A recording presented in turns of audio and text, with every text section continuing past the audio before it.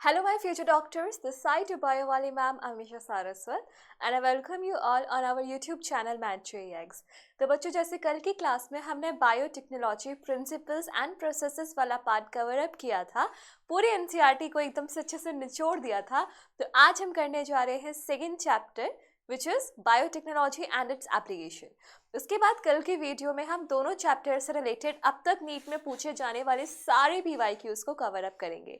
So without wasting any time फटाफट से अपनी एनसीईआरटी बुक्स खोल लो, हाथ में पेन ले लो ताकि एक एक लाइन को हम अच्छे से ग्रैस्प कर सकें।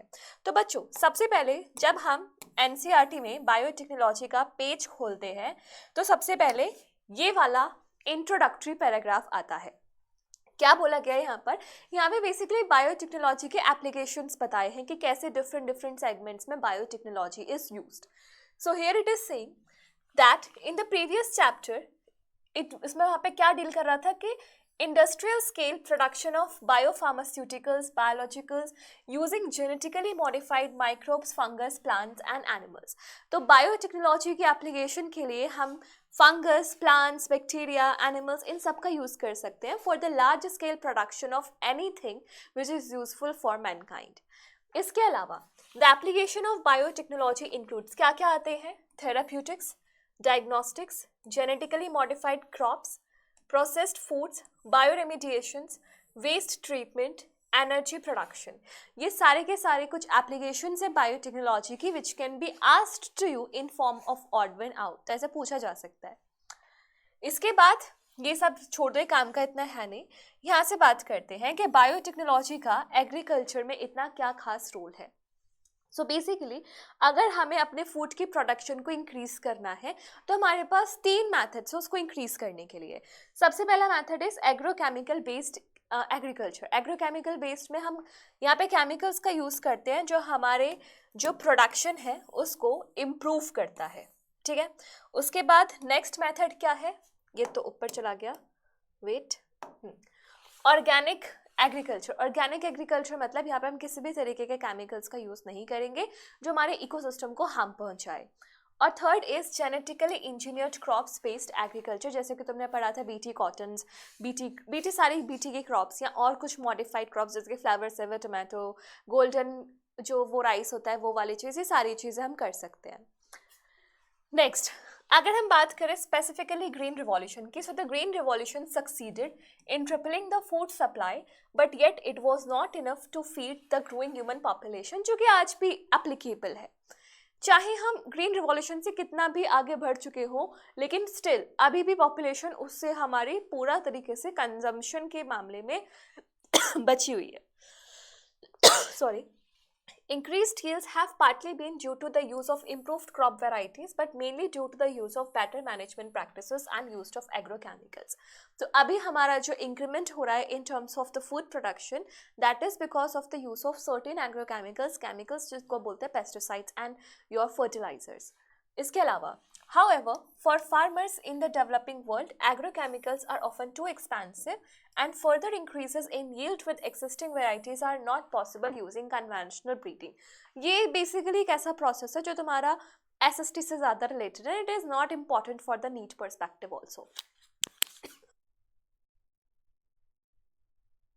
As traditional breeding techniques fails to keep pace with demands and to provide sufficiently fast and efficient system for crop improvement, another technology called as tissue culture got developed. अब देखो यहाँ कुछ एक्स्ट्रा चीज़ें हैं जो new NCERT में add on की गई हैं।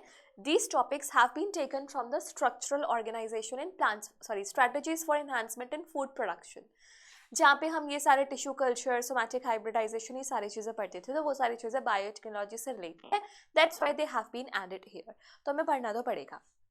सबसे पहले टिश्यू कल्चर की बात करते हैं। तो देखो जैसे कि एक प्लांट है,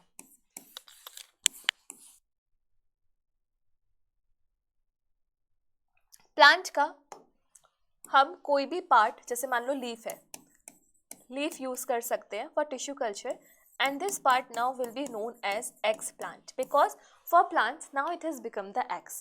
अब इस egg plant को हम लेंगे टिश्यू टेस्ट ट्यूब में और यहाँ पे क्या हो जाएगा, इनके इंडिविजुअल सेल्स मिलेंगे। क्यों मिलेंगे individual cells? Because it has been differentiated. क्या कर दिया गया है, डी डिफ्रेंशिएटेड। अब क्या होगा, इसमें हम केमिकल्स वगैरह डालेंगे, हार्मोन्स, केमिकल्स, वाइटामिन्स, ऑक्सिन्स, ये सारी साइटोकाइनेंस, ये सब डालेंगे ताकि यहाँ पे परमानेंट टिश्यूज में कन्वर्ट हो और यहाँ से हमें एक नया प्लांट देखने को मिले। ठीक है, अब एसेक्सुअल रिप्रोडक्शन में बच्चों जो भी बच्चा बनता है वो पेरेंट्स से बिल्कुल डिट्टो कॉपी होता है, उसे क्लोन बोलते हैं। और यहाँ पे ये जो हमारे क्लोन्स है वो प्लांट्स के सोमैटिक पार्ट्स का यूज करके बनाए गए हैं, that's why these are called as somaclones. और इस टेक्निक का यूज करके थाउजेंड्स ऑफ प्लांट्स का जो प्रोडक्शन करना रहता है उसको हम नाम देते हैं माइक्रो प्रोपोगेशन। तो एक बार इन सारी चीज़ों को यहाँ से रीड करते हैं एनसीईआरटी से। क्या बोला गया है, during 1950s that whole plant could be regenerated from explant. Explant is any part of plant taken out and grown in the test tube under sterile conditions in special nutrient media. Conditions should be sterile, यानी कि contamination free होना चाहिए, जो कि biotechnology की starting में ही लिखा हुआ था। ठीक है, इसके बाद न्यूट्रिएंट मीडिया होना चाहिए, सब कुछ न्यूट्रिएंट्स देने हैं। The capacity to generate a whole plant from any cell और explant is called as totipotency, यानी कि यहाँ पे जो भी सेल्स हैं all the cells are totipotent. और टोटीपोटेंट का मतलब होता है they have the total potential to generate entire living organism. Clear? Now it is important to stress that here that the nutrient media must provide a carbon source such as sucrose and also inorganic salts, vitamins, amino acids, growth regulators like auxins and cytokinins. तो जो भी चीज़ें important है for the development of the plant that has to be provided by the person. By application of these methods, it is possible to achieve propagation of large number of plants in very short duration. This method of production of thousands of plants through tissue culture is called the micropropagation. ठीक है, तो tissues का use करके जो हम 1000 plants का production करें इसे क्या कहा जाता है, micropropagation. Each of these plants will be genetically similar, identical to original plant and that's why it is called as the Soma clones. यहाँ से बनने वाले सारे प्लांट्स क्योंकि पेरेंटल बॉडी से एकदम सिमिलर होंगे, that's why these are called as the Soma clones. Moving forward, this is about the meristem culture. तो देखो बच्चों, जब भी हमारा प्लांट वायरस से इन्फेक्टेड हो जाता है और हमें वो प्लांट बहुत पसंद था क्योंकि उसकी यील्ड बहुत अच्छी थी, हमें वैसा ही प्लांट चाहिए नया, तो हम क्या करेंगे, उस प्लांट्स के मैरिस्टेमेटिक रीजन्स का कल्चर बनाएंगे। क्यों? क्योंकि मैरिस्टेमेटिक रीजन्स में वायरस का इन्फेक्शन इतना नहीं होता है, फैलता ही नहीं है।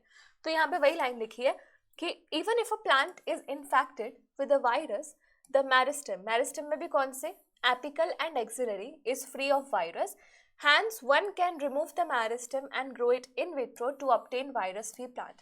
तो virus free plant आप ऐसे produce कर सकते हो by using tissue meristem culture. meristem culture में भी दो लेने हैं, कौन से, एपिकल और एक्सिलरी। कौन कौन इसमें बन चुके हैं, तो यहाँ पे आता है banana, sugar cane and potato. ठीक है, banana, sugar cane and potato have been made by using the meristematic culture. कौन सा वाला, meristematic. Scientist have even isolated single cells from the plants and after digesting their cell walls have able to isolate the next protoplast. तो protoplast क्या होता है बच्चों, जब भी हम किसी प्लांट सेल से उसकी सेल वॉल हटा देते हैं तो जो रिजल्टिंग स्ट्रक्चर है that is called as the protoplast. तो ये आइसोलेटेड प्रोटोप्लास्ट है, यानी कि surrounded by plasma membrane. These from two different varieties का होना चाहिए, each having desirable characters can be fuse to form the hybrid protoplast. Hybrid क्या होता है, जो उनका नया बच्चा बनता है, which of characteristics of both the plants, वो बनाया जाता है। It can be further grown to develop into a new plant. ये तो सिंगल सेल का बनेगा, है ना, इसकी और डेवलपमेंट करा के आप एक छोटा सा प्लांट बना सकते हो। These hybrids are called somatic hybrid. Somatic hybrids को बोला जाता है क्योंकि हम एक सेल से पूरा का पूरा प्लांट बना रहे हैं, बेसिकली सेल ही ऑब्टेन हो रहा है और cell with having the characters of both the parents is called as the hybrid. तो somatic hybrids इसको नाम दिया गया है और ये जो प्रोसेस है it is called as the somatic hybridization। ठीक है, प्रोसेस को क्या बोलोगे, सोमैटिक हाइब्रिडाइजेशन। तो यहाँ पे बेसिकली एक एग्जांपल दिया हुआ है टोमेटो एंड पोटैटो का। हमने टोमेटो और पोटैटो के प्रोटोप्लास्ट को फ्यूज किया और जो resulting structure it was called as the pomato. अब तुम्हें लग रहा होगा कि पोमैटो में पोटैटो और टोमेटो दोनों के ही कैरेक्टरिस्टिक्स होने चाहिए थे, लेकिन कमर्शियली ऐसा नहीं हुआ था, तो वो इतना सक्सेसफुल नहीं रहा। तो यहाँ पे उसी का एग्जाम्पल दिया हुआ है पोमैटो का। ठीक है, ये रहा। Now if there are any alternative path that our understanding of genetics can show so that the farmers may obtain maximum yield from the field। यहाँ पे बेसिकली पूछ रहा है कि क्या तुम्हारे पास और अल्टरनेटिव मेथड्स हैं कि हमारी जो प्रोडक्शन है, फार्मर्स जो है वो अपनी प्रोडक्शन को बूस्ट कर सके। तो यहाँ पे बेसिकली वो तुम्हें धकेल रहा है towards the applications of biotechnology. तो यहाँ बायोटेक्नोलॉजी की कुछ एप्लीकेशंस दी हुई हैं, क्या क्या? To make plants tolerant to abiotic stress, reduce reliance on chemical pesticides, reduced post-harvest losses, increase efficiency of mineral uses by plants, enhance nutritional value of plants। तो यानी कि plants कभी भी एबायोटिक स्ट्रेस से ख़त्म ना हो जाए तो उससे रेजिस्टेंट प्लांट बनाया है, केमिकल पेस्टिसाइड से रेजिस्टेंट प्लांट बना दिए। उसके बाद ऐसे प्लांट्स भी बनाने में हेल्प करता है जो हार्वेस्ट के बाद होने वाले लॉसेस को भी रोक सके। इसके बाद इंक्रीज करता है कि भाई प्लांट अपने मिनरल्स का अच्छे से यूज़ कर सके, उसकी एफिशिएंसी को बढ़ा दे, क्योंकि अगर ऐसा नहीं हुआ तो it will ultimately add up to decrement in the nutritional quality of the soil as well as increase the salinity and water logging जो प्रॉपर्टीज होती है वो सारी। फिर enhance nutritional quality of the food, जैसे कि तुम्हारे पास एक गोल्डन राइस है, तो गोल्डन राइस में बच्चों विटामिन ए बहुत ज़्यादा होता है। और तुम्हें अगर थोड़ा सा याद हो कि हमारे विजन के लिए हमारे जो फोटोपिगमेंट्स होते हैं, these are modified vitamin A, ठीक है। तो अगर कभी भी क्वेश्चन में नीट में ऐसे इससे क्वेश्चन में बहुत पूछा गया है नीट के PYQs जब तुम उठाओगे तो ये पक्का डेफिनेटली मिलेगा। तो जब भी कभी विजन रिलेटेड टर्म आ जाए या फिर कभी आंखों से रिलेटेड कोई डिसऑर्डर आ जाए जैसे ज़ेरोप्थेल्मिया, नाइट ब्लाइंडनेस, तो you have to tick golden rice as the right option because it has vitamin A which is used for the vision. Clear? ठीक है। Now moving on further, in addition to these uses, GM has been used to create tailor-made plants. What is the meaning of the word tailor-made plants? So tailor-made plants का मतलब होता है जैसे Taylor है तुम्हारे body के size के according वो अल्टरेशंस कर देते हैं, तो ऐसे अगर प्लांट्स में तुम्हें कुछ अल्टरेशंस चाहिए होती हैं तो that can be perform by using the GM organisms. सो इसके कुछ एप्लीकेशन यहाँ पे दिए हुए, यहाँ पे कुछ नहीं, वही बात बता रखे बीटी के, तो तुम्हें यहाँ पे ध्यान देना है बैसिलस thuringiensis के बारे में। अब हमने BT cotton, BT corn, BT rice, BT tomato, BT potato, BT soybean, BT brinjal, बहुत कुछ बना रखा है, ठीक है, बीटी से रिलेटेड। तो अब बीटी वाले पार्ट को ही हम अच्छे से डिटेल में कवर अप करते हैं, क्या क्या इंपॉर्टेंट लाइन्स हैं उनको भी समझते हैं। तो सबसे पहले some strains of Bacillus thuringiensis, अगर कभी स्टेटमेंट में पूछा जाए कि all the strains of Bacillus thuringiensis helps in BT production, तो it will be a wrong statement, क्योंकि एनसीईआरटी में लिखा हुआ है सम, ठीक है। Produces proteins that kills certain insects, सबको नहीं मारता, कुछ इंसेक्ट्स को मारता है, जैसे कि लेपिडोप्टेरन्स, कलियोप्टेरन्स एंड डिप्टेरन्स। लेपिडोप्टेरन्स में कौन आता है? Tobacco budworm, armyworm, coleopterans में बीटल्स एंड डिप्टेरन्स में flies and beetles. Bacillus thuringiensis forms protein crystal during a particular phase, ये भी इंपॉर्टेंट है, particular phase of the growth में ही बनाते हैं, ऐसा नहीं है जीने से मरने तक बनाते ही रहेंगे। These crystal contains a toxic insecticidal protein, insect को मारने वाला प्रोटीन है। Why does this toxin not kill the bacillus? ये बैसिलस को क्यों नहीं मारता? क्योंकि बैसिलस के अंदर ये जो प्रोटीन बनता है वो इनएक्टिव स्टेट में बनता है, इसे हम बोलते हैं प्रोटॉक्सिन, एंडोटॉक्सिन, और इसको अगर एक्टिवेट होना है तो इट रिक्वायर्स अल्कलाइन pH, जो केवल इंसेक्ट्स के गट में ही मिलता है, ठीक है। So why does this toxin not kill the bacillus? Actually the BT toxin protein exist as inactive prototoxin, but once an insect injects it, the inactive form is converted into active form due to the alkaline pH of the gut which solubilises the crystal, ठीक है। तो crystals solubilise हो जाएंगे कहाँ पर? जैसे इसको alkaline pH मिलेगा इंसेक्ट्स के गट का। अब क्या होगा, गट के अंदर भी जो मिड गट वाला पोर्शन है, यहाँ पे लिखा हुआ है मिड गट, तो मिड गट है भाई, किसी की भी जो लाइनिंग होती है, किसी भी ल्यूमन की या किसी भी ऑर्गन की आउटर लाइनिंग, उसको हम बोलते हैं एपिथेलियम। एपिथेलियम के सेल्स को एपिथेलियल सेल्स बोलेंगे। तो मिड गट में जाके क्या करता है, ये जो प्रोटीन है एपिथेलियल सेल से बाइंड करता है, वहाँ पे पोर्स क्रिएट करता है, एपिथेलियल सेल्स की स्वेलिंग कॉज करता है, उनकी रप्चरिंग कॉज कर देता है, तो इस तरीके से एनिमल की डेथ हो जाती है, animal in the sense insects की। क्लियर? इसका डिटेल मैकेनिज्म मैंने तुम्हें वहाँ पे बताया है। कहाँ पर बताया है? जो तुम्हारा वन शॉट वाली सीरीज चल रही थी वहाँ पे मैंने अच्छे से बताया हुआ है, तो एक बार तुम वहाँ से भी पढ़ लेना, ठीक है। सारे चैप्टर्स को डिटेल में with diagrams with proper explanation they have been covered in the one shots. Now specific beta toxin genes were isolated from Bacillus thuringiensis। यहाँ पे जो सबसे इंपॉर्टेंट लाइन्स हैं वो है ये वाली लाइन्स, जहाँ से क्वेश्चन बनता है। सबसे पहले the choice of genes depends upon the crop and target pest. तुम कौन सा वाला जीन चूज कर रहे हो क्रिस्टल प्रोटीन का, डिपेंड करता है कि तुम्हारी पेस्ट कौन है और तुम्हारा जो तुम्हारा टारगेट पेस्ट है वो कौन है और तुम्हारी जो क्रॉप है वो कौन है। ठीक है, तो यहाँ पे इसी के रेफरेंस में एग्जाम्पल दिए हुए हैं, जैसे कि अगर तुम्हारे पास Cry1AC और Cry2AB है तो ये क्या कंट्रोल करता है, कॉटन बॉलवॉर्म, और अगर Cry1AB है तो ये कंट्रोल करता है कॉर्न बोरर्स को। ठीक है, तो same cry protein can not be used for all the range of insects that are covered by the BT. Clear? Now यहाँ पे एनसीईआरटी में डायग्राम है कॉटन बॉल का, तो ये वाला जो पोर्शन है ये दिखा रहा है जब वो कॉटन बॉल वॉर्म से इफेक्ट हो चुकी है, और ये अनअफेक्टेड दिखा रहा है। ठीक है, तो कितना लेवल का ड्रास्टिक चेंज आ सकता है ये तुम्हारे को विजिबल हो रहा होगा। क्लियर? चलो आगे बढ़ते हैं नेक्स्ट पेज की तरफ। क्या बोल रहा है next page? It is about pest resistant plants, जो हमने जीन साइलेंसिंग करी थी। बेसिक प्रिंसिपल क्या है जीन साइलेंसिंग की, कि अगर हमारा आरएनए डबल स्ट्रैंडेड बना तो it is not going to get translated और प्रोटीन फॉर्मेशन नहीं होगा, इसे हम जीन साइलेंसिंग भी बोलते हैं। तो यहाँ पे क्या लिखा हुआ है, several nematode parasites, a wide variety of plants and animals and human beings. ठीक है, एक निमेटोड है जिसका नाम है मेलोइडिगाइनी इनकॉग्निशिया, ये इन्फेक्ट करता है टोबैको प्लांट्स की रूट्स को और कॉज करता है उनके यील्ड में रिडक्शन। इसके रेफरेंस में एनसीईआरटी में एग्जाम्पल बनाया हुआ है जहाँ पे टोबैको प्लांट्स की रूट्स हैं which are affected by the Meloidogyne incognita. ठीक है, तो रूट्स अफेक्ट होंगी तो मिनरल एब्जॉर्प्शन अफेक्ट होगा, पानी का एब्जॉर्प्शन अफेक्ट होगा, and ultimately it will affect the yield of the plant. Clear? तो चलो आगे पढ़ते हैं।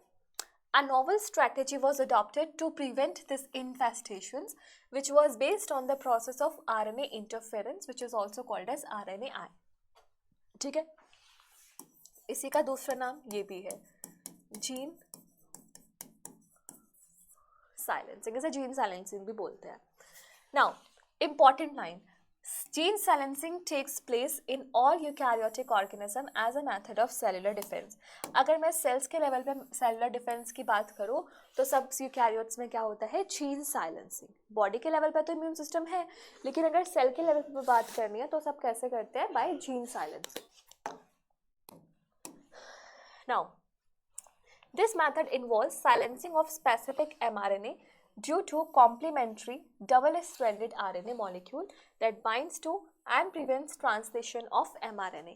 तो यहाँ पे हमारे RNA को डबल स्ट्रैंडेड बनाया जाता है ताकि प्रोटीन फॉर्मेशन ना हो। नाउ अब ये कैसे किया जाता है, it is done by using virus having RNA genomes or using mobile genetic elements called transposons that replicates by RNA intermediates। तो या तो वायरस का यूज़ कर सकते हो या फिर कुछ ऐसे ट्रांसपोजोन्स का यूज़ कर सकते हो, बिकॉज दोनों के दोनों क्या करते हैं, जब रेप्लिकेट करते हैं तो बीच में एक आरएनए की इंटरमीडिएट स्टेज आ सकती है।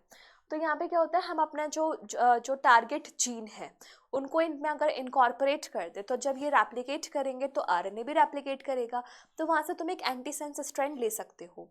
ठीक है, फाइनली मैंने तुम्हें ये कॉम्प्लेक्स ये पूरा प्रोसेस बताया था, एनसीईआरटी से बढ़ के लेवल पे बताया था इन द वन शॉट।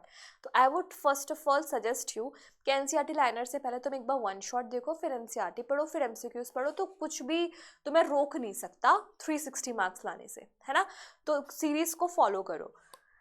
सो हमने वहाँ पे देखा था कैसे हमने पेस्ट से जो मेलोइडिगाइनी निमेटोड है उसका सर्वाइवल वाला जीन निकाला था, प्लांट में डाला था, डबल स्ट्रैंडेड आरएनए बनाए थे, फिर कैसे उनको इंजेस्ट करके मेलोइडिगाइनी इनकॉग्निशिया की डेथ हो गई थी। तो हमने पूरा साइकिल वहाँ पे पढ़ा हुआ था।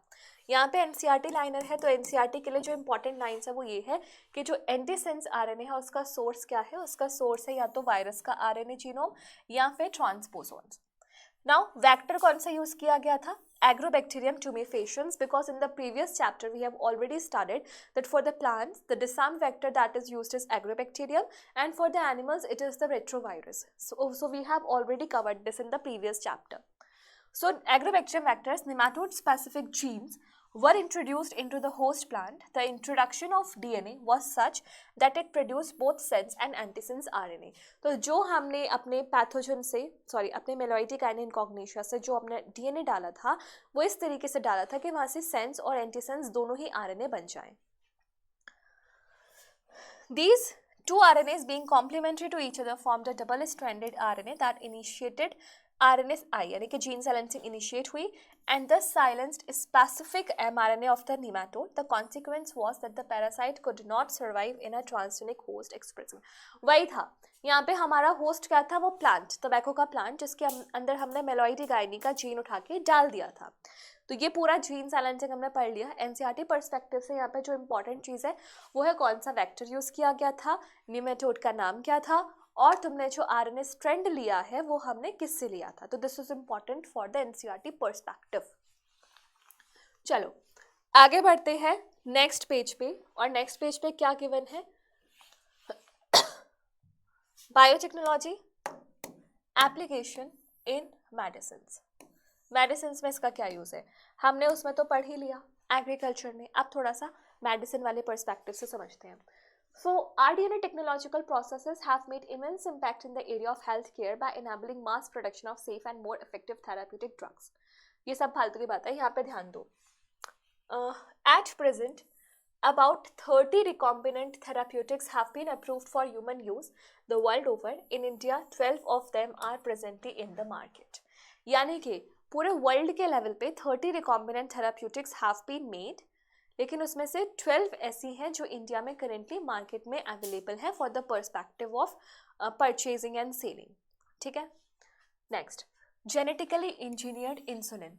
सबसे पहले यहाँ पे तुम एक लाइन पढ़ते हो जो तुम स्किप कर देते हो, है ना, पढ़ते पढ़ते भी तुम इसे स्किप कर देते हो, कि जो हमने इंसुलिन बनाई थी वो बनाई थी एडल्ट ऑनसेट डायबिटीज़ के लिए, है ना, एडल्ट ऑनसेट डायबिटीज़ के लिए बनाई थी. देखो पहले के टाइम पे क्या होता था, जिसको डायबिटीज़ होती थी उनकी बॉडी में इंसुलिन की कमी होती थी ज़्यादातर. तो ऐसे केस में क्या करते थे, हम एनिमल्स को मारते थे और उनसे इंसुलिन एक्सट्रैक्ट करते थे. लेकिन एनिमल सोर्स की इंसुलिन क्या करती थी, हमारी बॉडी में जाके कुछ रिएक्शन शो करती थी, इम्यून रिस्पॉन्स शो हो जाता था, एलर्जिक रिएक्शन शो हो जाती थी. इस वजह से यहाँ पे जेनेटिकली इंजीनियर्ड इंसुलिन बनाएगी, क्योंकि उसके ग्राफ्ट रिजेक्शन या एलर्जिक रिएक्शंस के चांसेस बिल्कुल निल है. ठीक है. तो यहाँ पे एनसीईआरटी ने वही बातें बोली है कि अगर पहले के टाइम पे होता तो वहाँ पे हम क्या करते थे, we had to isolate and use insulin from the other animals. यहाँ पे फिर क्वेश्चन पूछा है कि तुम्हें क्या लगता है कि क्या हम इंसुलिन का ओरल डाइजेशन कर सकते हैं, इंजेक्शन कर सकते हैं. तो इट इज़ नहीं, नॉट पॉसिबल. क्यों, क्योंकि इंसुलिन एक पेप्टाइड है. अगर हमने पेप्टाइड को खाया तो हमारे स्टमक में पैप्सिन एंजाइम है और हमारे स्मॉल इंटेस्टाइन में ट्रिप्सिन एंजाइम है. तो उन दोनों एंजाइम्स के चलते हमारे इंसुलिन के टुकड़े टुकड़े हो जाएंगे, तो उसका कोई मतलब ही नहीं बनता. इसलिए कभी भी इंसुलिन का ओरल जो एडमिनिस्ट्रेशन है वो नहीं करना चाहिए. So just imagine a bacterium were available that could make human insulin. तो बस वही सारी यहाँ पे लाइन है जो मैंने तुमसे पहले बोल दी है. क्लियर. आगे बढ़ते हैं, बात करते हैं. एक सेकेंड.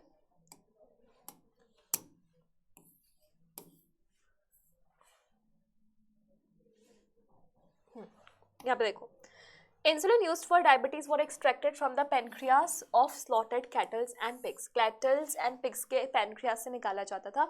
क्यों, क्योंकि पेनक्रियास के beta cells of islets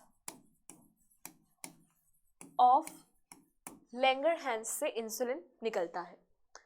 insulin from an animal source though caused some patients to develop allergy और other type of reactions to foreign protein. Insulin consist of 2 protein chains. इसमें 3, वैसे तो 3 होती हैं, chain A, chain B, chain C. तो A और B are present in the mature form and C is present in the pro insulin form. Pro insulin form क्या है, जो इसकी इमैच्योर फॉर्म है. और ये जो ए और बी चेन्स हैं, these are linked together by the disulphide bridges. Clear. अब यहाँ पे वही चीज़ लिखी हुई है, ये तुम्हारी प्रो इंसुलिन है और ये तुम्हारी मैच्योर इंसुलिन है. प्रो इंसुलिन में तुम देख सकते हो कि बीच में सी पेप्टाइड भी है, लेकिन मैच्योर इंसुलिन में क्या कर दिया गया है, सी पेप्टाइड को फ्रीली रिमूव कर दिया गया है. In mammals, including humans, insulin is synthesized as the pro-hormone, like a proenzyme. It needs to be processed before it becomes a fully mature and functional hormone, which contains an extra stretch of C-peptide. तो functional बनाने के लिए इसमें जो extra stretch है C-peptide का, उसको remove करना पड़ेगा और A और B के बीच में disulfide bridges बनाने पड़ेंगे. This C peptide is not present in the mature insulin and is removed during maturation into insulin. The main challenge for production of the insulin was getting rid of this. मतलब ये बात है, अब तुम DNA technology का use करके insulin बना रहे हो तो तुम्हारे लिए सबसे बड़ा चैलेंज तो ये होगा कि कैसे तुम C पेप्टाइड को फ्री करो, क्योंकि बैक्टीरिया में तुम यूज़ करोगे, बैक्टीरिया तो नेचुरली इंसुलिन नहीं बनाता, तो उसके पास वो मशीनरी भी नहीं होगी जो C पेप्टाइड को क्लीव ऑफ करके हटा दे, है ना। उसके पास ऐसा कुछ भी सिस्टम नहीं होगा। तो यहाँ पे पिक्चर में एंट्री होती है हीरो की 1983 में। एली लिले एक अमेरिकन कंपनी, जिन्होंने क्या किया, इन्होंने दिमाग लगाए, काम करते हैं हम दो लेते हैं बैक्टीरिया की स्ट्रेन्स, एक में हम ए चेन वाला डीएनए डालते हैं, एक में हम बी चेन वाला डीएनए डालते हैं। ए चेन वाले डीएनए से ए चेन निकलेगी, बी वाले से बी चेन निकलेगी, और फिर लैब कंडीशन में उनको एक्सट्रैक्ट करके उनके बीच में हम डाइसल्फाइड बॉन्ड खुद बना देंगे। तो यहाँ पे वही है, क्या लिखा है, prepared 2 DNA sequences corresponding to A and B chains of human insulin and introduced them in the plasmid of E. coli. E. coli के plasmid में उनको integrate कर दिया। अब इससे क्या होगा, chains A and B were produced separately, extracted and combined by creating disulfide bond. देखो ध्यान देखो, separately extracted and combined, यानी कि इन्होंने क्या किया, A chain के लिए E. coli के अंदर DNA डाला तो यहाँ से चेन ए बनी, ठीक है। बी के लिए ई कोलाई में डीएनए डाला तो यहाँ से चेन बी बनी। अब इन दोनों चेन को बाहर निकाला और इनके बीच में लगा दिए डाइसल्फाइड बॉन्ड्स, तो यहाँ से हमारी मैच्योर इंसुलिन बन गई, which is also called as Humulin. और ये किस टाइप के डायबिटीज को ठीक करने के लिए बनाई जाती है, adult onset diabetes. Next, gene therapy. Gene therapy उस केस में यूजफुल होती है जब इंसान को एक हेरिडिटरी डिसऑर्डर होता है, ठीक है। तो जीन थेरेपी में सारे जो म्यूटेशनल डिसऑर्डर्स है, हेरिडिटरी डिसऑर्डर्स है, दे आर मतलब उनको ठीक किया जाता है। So if a person is born with a hereditary disease can a corrective therapy is taken for the disease. यहाँ पे वो सारी बातें लिखी, थोड़ा सा इंट्रोडक्टरी पैराग्राफ है, इसमें दिमाग नहीं लगाना है। मेन कहानी शुरू होती है इस वाली लाइन से। सबसे पहले स्टेटमेंट में ये ईयर पूछी जाती है। पहला जो ट्रायल था इसका वो किया गया था 1990 में एक 4 साल की लड़की से, which was suffering from ADA deficiency, यानी कि एडिनोसिन डीअमीनेज एंजाइम डेफिशिएंसी। ये एक ऐसी एंजाइम है जो हमारे इम्यून सिस्टम की फंक्शनिंग के लिए बहुत ज़्यादा ज़रूरी है।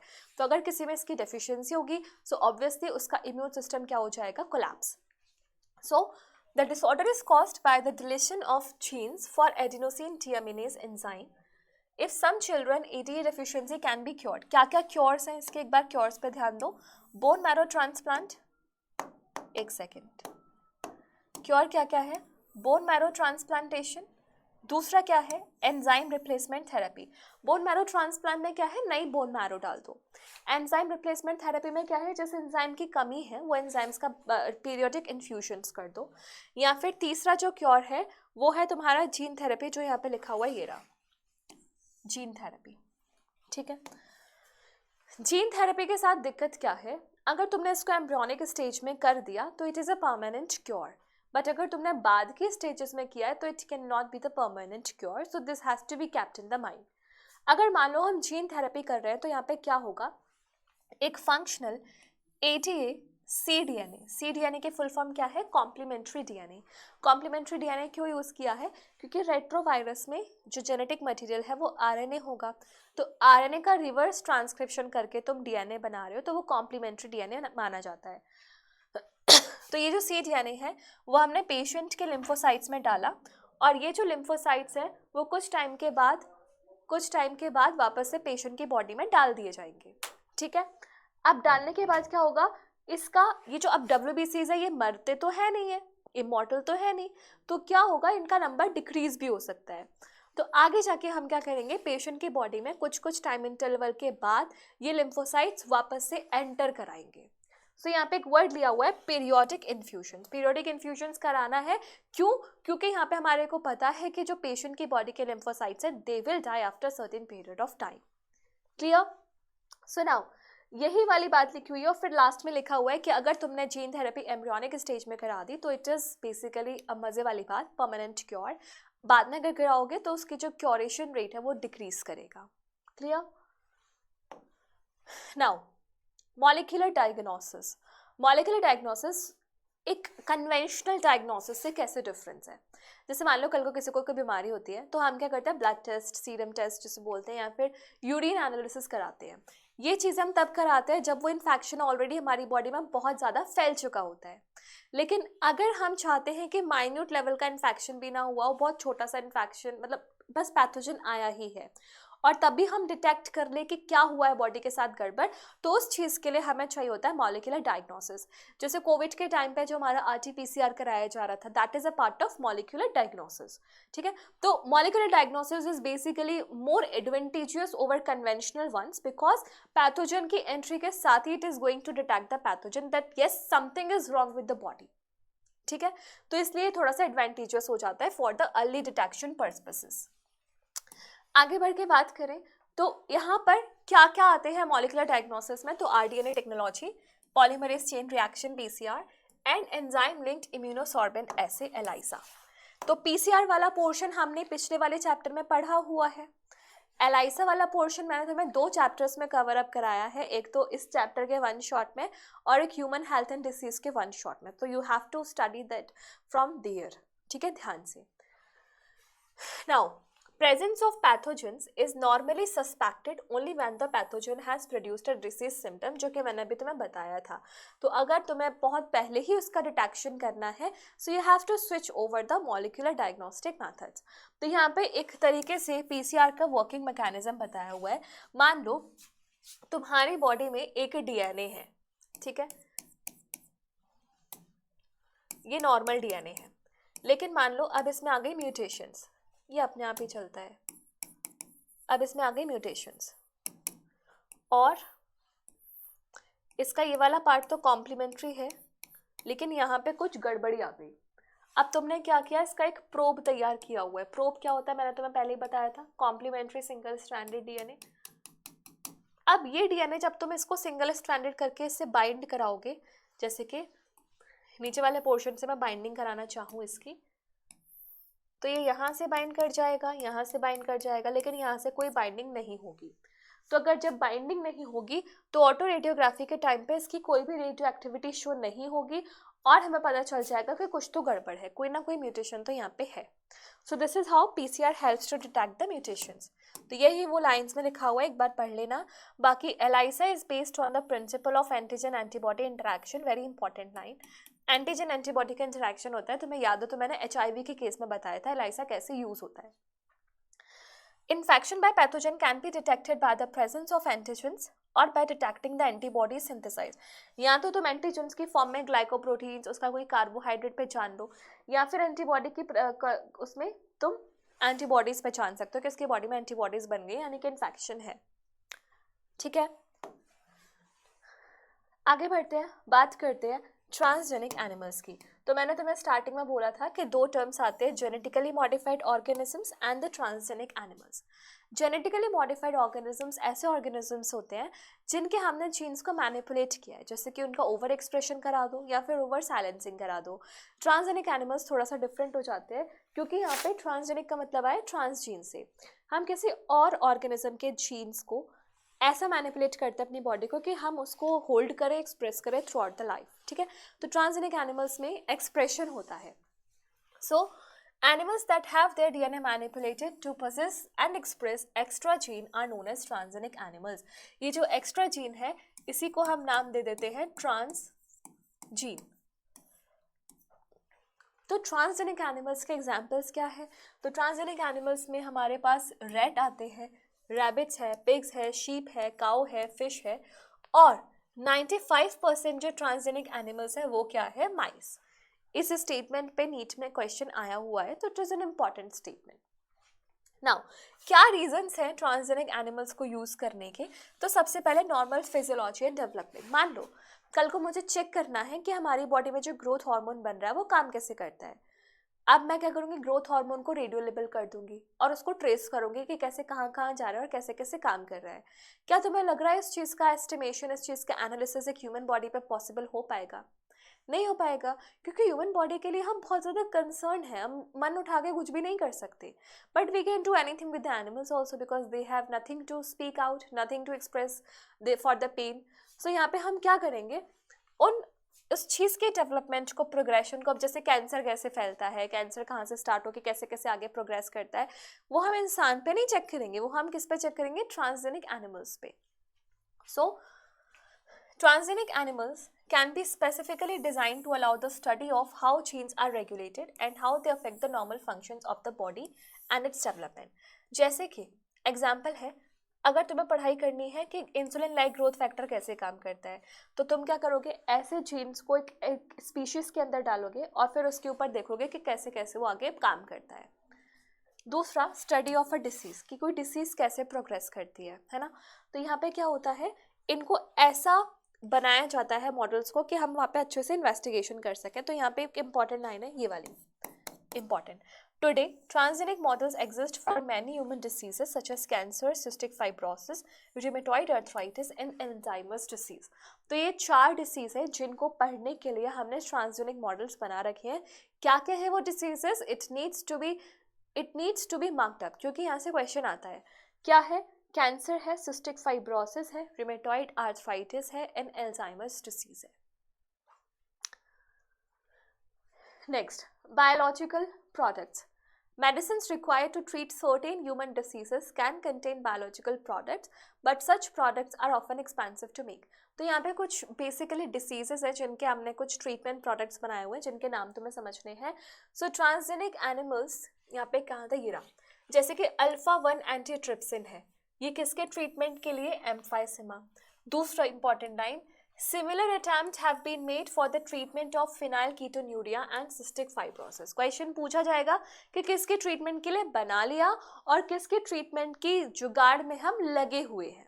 तो बना किसके लिया है, emphysema which is you know that a respiratory disorder, and किसके लिए हम बनाने की कोशिश कर रहे हैं, तो that is cystic fibrosis and your phenylketonuria genetic disorder. ठीक है. 1997 में पहली ट्रांसजेनिक काउ बनाई थी रोजी, जिसका हमने प्रोटीन एनरिच्ड मिल्क बनाया था, जहाँ पे 2.4 ग्राम्स ऑफ प्रोटीन्स पर लीटर ऑफ मिल्क बना था. इस प्रोटीन का नाम क्या था, अल्फा लेक्ट एल्ब्यूमिन. बस इतनी काम कर लो, यहाँ से सारा खत्म. नीट में से बाहर तो यहाँ इस पैराग्राफ से तो कोई क्वेश्चन नहीं आने से रहा. वैक्सीन सेफ्टी, जैसे कि हमने कोविड की वैक्सीन जो जल्दबाजी में बनाई थी, बहुत बड़े लेवल पर उसका ट्रायल नहीं हुआ. अगर हम किसी भी चीज़ को बहुत बड़े लेवल पर ट्रायल न लेके लॉन्च कर दें, तो उससे क्या होगा, उसके जो हिट एंड ट्रायल मेथड्स हैं वो फिर पूरी पॉपुलेशन पे देखने को मिलेंगे, जो भी उसके साइड इफेक्ट्स हैं. जैसा कि कोविड वैक्सीन के साथ हुआ भी था, कोई कह रहा है हार्ट अटैक के चांसेस बढ़ रहा है, कोई कह रहा है हेयर फॉल हो रहा है, बहुत सारी चीज़ें हैं. तो बेसिकली अगर हमें कभी भी वैक्सीन सेफ्टी की टेस्टिंग करनी होती है, so we apply it over the transgenic animals. So यहाँ पे क्या लिखा हुआ है, transgenic mice are being developed for the use in testing the safety of vaccine before they are used on humans. Humans से पहले mice पे डाला जाता है. Transgenic mice are being used to test the safety of polio vaccine. यहाँ से question आ सकता है, पोलियो वैक्सीन की सेफ्टी के लिए किसको यूज किया जाता है, जो ट्रांसजेनिक माइस को. If successful and found to be reliable, तो इनको हम रिप्लेस कर सकते हैं मंकीज से. ठीक है, हम अभी चेक कर रहे हैं, अगर ऐसा सक्सेसफुल हो गया तो मंकी को भी यूज़ कर सकते हैं for testing the vaccine safety. Next is chemical safety testing. मान लो कोई ऐसा केमिकल है जो एलर्जिक हुआ या फिर कुछ टॉक्सिक हुआ, तो ऐसे में हम क्या करते हैं, ट्रांसजेनिक एनिमल्स को एक्स्ट्रा सेंसिटिव बना देते हैं ताकि लोअर डोजेस से भी एक्सपोजर लेके वो सारी रिएक्टिविटी शो कर सके जो हो सकती है. So this is known as toxicity और safety testing. The procedure is the same as that for use for testing toxicity of drugs. वही उसको एक्स्ट्रा सेंसिटिव बना दो और उसके बाद उसके ऊपर टेस्ट करो.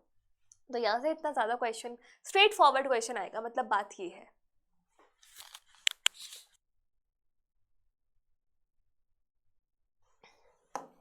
आगे बात करते हैं एथिकल इश्यूज. तुम बायोटेक्नोलॉजी भर भर के कर लो, बट इससे रिलेटेड कुछ इश्यूज हैं विच नीड्स योर कंसर्न.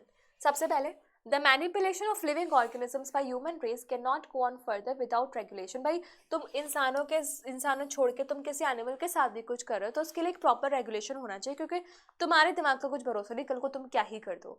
तो everything needs to be regulated from starting to the ending. Some ethical standards are required to evaluate the morality of all human activities that might help or harm the living organism. General सी बात की गई है, यहाँ पे ethics की बात की गई है. Going beyond the morality of such issues, the biological significance of such things is also important. Genetic modification of organism can have unpredictable results. अगर इनको ecosystem में launch कर दिया, डाल दिया, तो उससे कुछ अनप्रिडिक्टेबल रिजल्ट्स भी आ सकते हैं जो हमारे लिए कहीं ना कहीं हार्मफुल भी हो सकते हैं. इसलिए हर स्टेप को रेगुलेट करना इज इम्पॉर्टेंट. तो यहाँ पे एक ऑर्गेनाइजेशन का नाम लिखा है जहाँ से एमसीक्यू बन जाता है इसकी फुल फॉर्म को लेके, which is GEAC, genetic engineering approval committee. तो तुम क्या रिसर्च कर रहे हो, कैसे करोगे, क्या उसका फाइनल आउटकम आएगा, सब चीज़ को रेगुलेट करने का काम रहता है GEAC का. Now it makes decision regarding validity of research, safety of introducing GM for the public research. तो स्टार्टिंग से वैलिडेट भी करेगी और ये भी देखेगी कि इंट्रोडक्शन तक कैसा कैसा सारी चीज़ें होंगी. The modification uses of living organism for public services has also created problems with patents granted for the same. Patents से रिलेटेड प्रॉब्लम्स भी यहाँ पे देखने को मिलती हैं.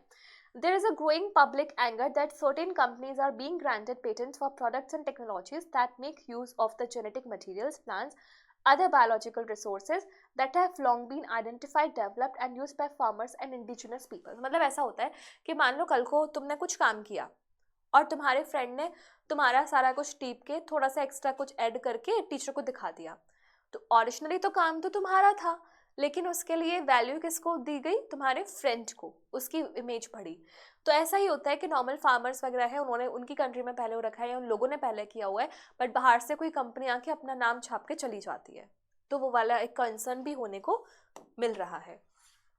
Rice is an important food grain, the presence of which goes back to thousands of years in Asia's agricultural history. No doubt, there are an estimated 2 lakh varieties of rice in India alone. 2 lakh है, यहाँ से question मैंने देखा है NEET का. The diversity of rice in India is one of the richest in the world. Basmati rice is distinct for its unique aroma and flavor, and 27 documented varieties of basmati are grown in India. तो कितने बासमती की varieties India में है? 27. There is reference to basmati in ancient text, folklore and the poetry, as it has been grown since the century से grow किया जा रहा है इसको. In 1997 में an American company got patent rights on basmati rice through US Patent and Trademark Office. This allowed the company to sell a new variety of basmati in the US and abroad.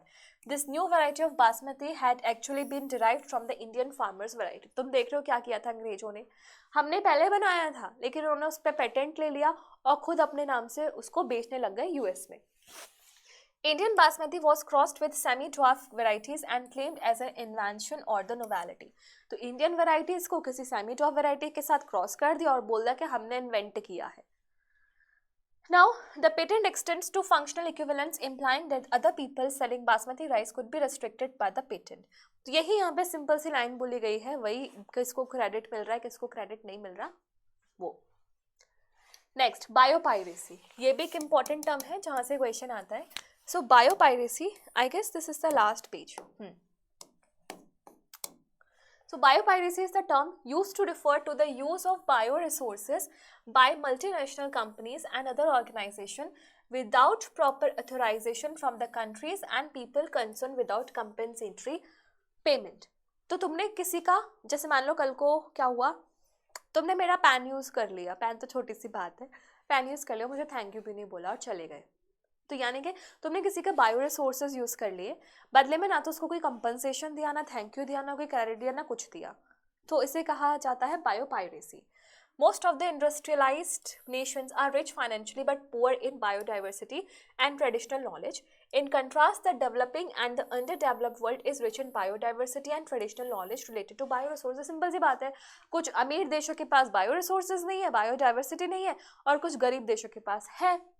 So traditional knowledge related to bioresources can be exploited to develop modern applications. ये सब फालतू की बातें हैं. There has been growing realization of the injustice inadequate, मतलब लोगों को इसके ऊपर थोड़ा सा जागरूकता हो रही है. Indian Parliament, हाँ यहाँ से important है.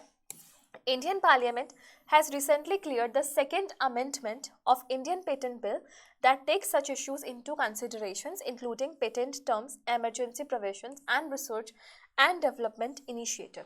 तो यहाँ पे क्वेश्चन पूछ सकता है कि जो सेकेंड अमेंडमेंट है किसका, इंडियन पेटेंट बिल का, उसमें क्या क्या इश्यूज़ को लिया जाता है कंसिडरेशन में, तो पेटेंट से related, emergency provisions, research and development initiative.